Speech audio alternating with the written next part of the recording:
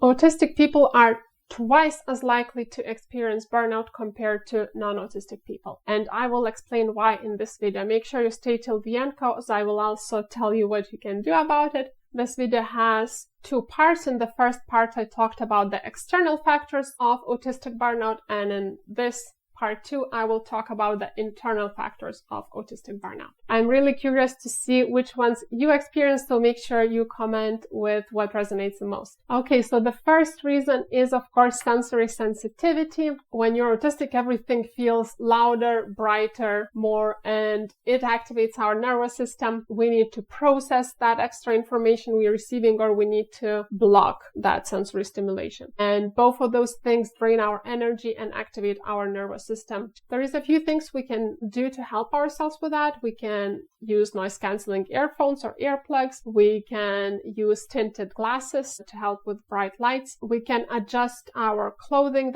to the type of clothing that is more suitable for your sensitivities. We can also try and regulate the environmental temperature if that's possible. And I'd like to mention one sensory trigger that is less commonly talked about. It's air conditioning. I don't know how about you, but to me, air conditioning has a smell, and I absolutely hate that smell. It makes the air really dry, so it kind of scratches my throat as well. And usually in the air-conditioned environments that are big buildings, they have to keep their windows closed when they're doing air conditioning, and usually there is very low oxygen in that type of building. I feel really, really soon when I am somewhere that has very low oxygen. I get kind of dizzy, foggy headache when I'm there, and I just need to get outside, and people do not understand that. I'm curious which triggers you have. Comment below. We'll see if we have any in common and what are your favorite ways to get around it.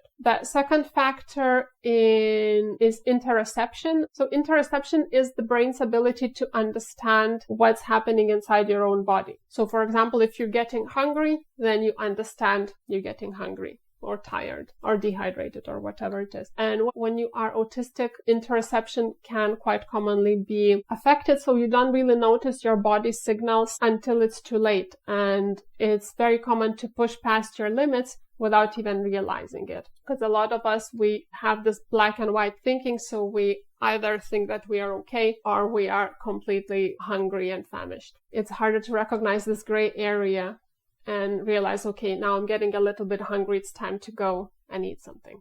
How to deal with it? The best thing is if you can have a routine when you sleep, when you eat, when you drink water. So this way you always keep your needs, the basic needs, taken care of. And to help you with that, I have actually prepared a PDF guide, Neurodivergent Wellness Guide. I link it down below. So make sure you use it to help yourself create a good wellness routine. Of course, having a routine helps to maintain your wellness, even if you don't sense your body that well, but there are actually ways to improve interoception and start feeling the needs of your body better. The ones that are proven by science is different types of body work like weightlifting, exercise, massage, and relaxation techniques like yoga nidra. Number 3 is masking. It's when you are suppressing your true self to fit into a certain situation or certain expectation, and it takes a serious toll on your mental and emotional well-being. If you're constantly masking, you're using a lot of extra energy just to get through your everyday interactions. Unmasking is a long process that a person goes through after their diagnosis, although some people might argue that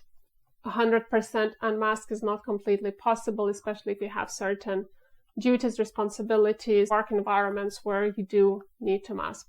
You might already know that the solution to this is unmask or spend as much time without a mask. So that is time alone or time around people where you don't need to mask, who can accept and recognize you as you are. One tip I have for you if you are prone to masking in a situation where it's not always possible is pose authenticity as a joke, okay? This way you get to express what you're feeling. You're not suppressing your true self, but at the same time you aren't falling out of the situation, and you kind of can protect your face or reputation if you need to in that environment. Of course, ideally, we wouldn't have to do it. We would be able to just be unmasked all the time, but it is one way to start that with a small step where you still feel comfortable, but you can express yourself. Another thing to consider is actually when we think about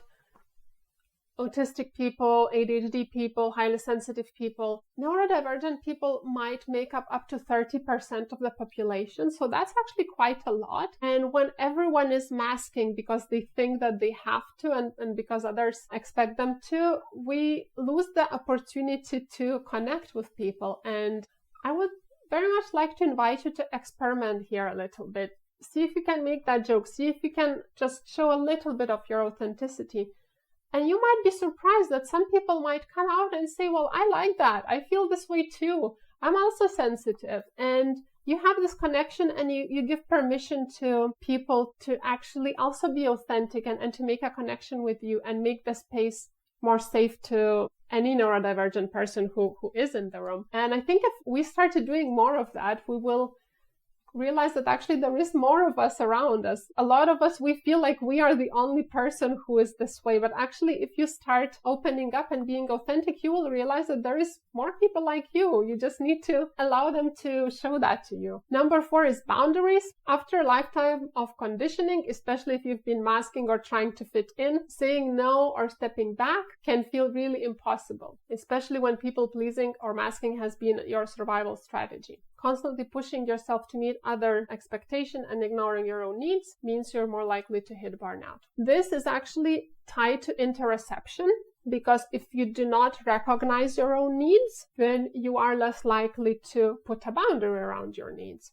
How to get better at setting boundaries is quite a big question, but a starting point is really to work with your own self-worth. If you are feeling confident, if you're feeling worthy, it's going to be much easier to set boundaries. And if you don't feel worthy, if you don't feel confident, no matter what wording or smart strategies you might use for communicating, that will not work, because you will still feel insecure and you will quite likely compromise those boundaries. So start with the self-worth, which is not quick or easy thing to do. Comment below if you'd like me to create a video around that.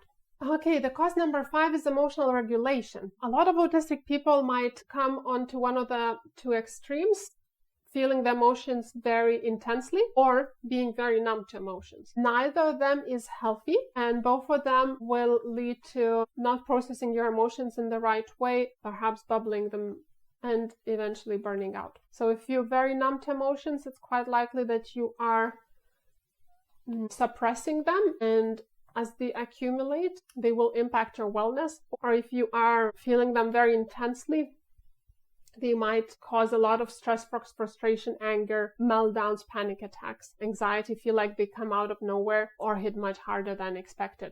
How to help yourself with that is learn strategies around nervous system regulation and emotional regulation. I will be sure to make more videos around that, so if you'd like to see them when they come out, make sure to subscribe. Okay, cause number 6 is hyperfocus. It's when you have intense tunnel vision focus, where hours disappear without you realizing it. Before you know it, you skipped meals, ignore your body's need for rest, and completely drained yourself. The crash after hyperfocus session is real, and it can push you right into the burnout territory. Solution is, of course, to have routine and reminders and stick to the neurodivergent wellness basics that are in the free PDF guide that I link down below. Okay, cause number 7 is perfectionism. It's feeling like we need to perform better than everyone else just to be seen as good enough. It is related to people thinking they have to give their 100%. But actually, neurotypicals, when they say they give 100%, they mean they sleep, they eat, they exercise, and then they give, the 6 or 8 working hours per day that they can. When neurodivergent people say they give 100%, they usually mean they stop eating or sleeping or going to the toilet and just give all of their life to that thing they're dedicating themselves to. And that is not healthy, of course. The pressure to be perfect can cause constant stress. It takes toll over time and leads to exhaustion when you feel like you're never quite hitting the mark, no matter how hard you try. It's related to hyperfocus and boundaries. To tackle perfectionism, you need to work with your self-worth, as well as having a wellness routine that I already mentioned. Okay, now the bonus cause of neurodivergent burnout is wellness strategies don't work that well for you because they are made by neurotypicals for neurotypicals. So this is maybe more of an external cause, but I think it's very much related to internal causes because it is related to your self-care. A lot of us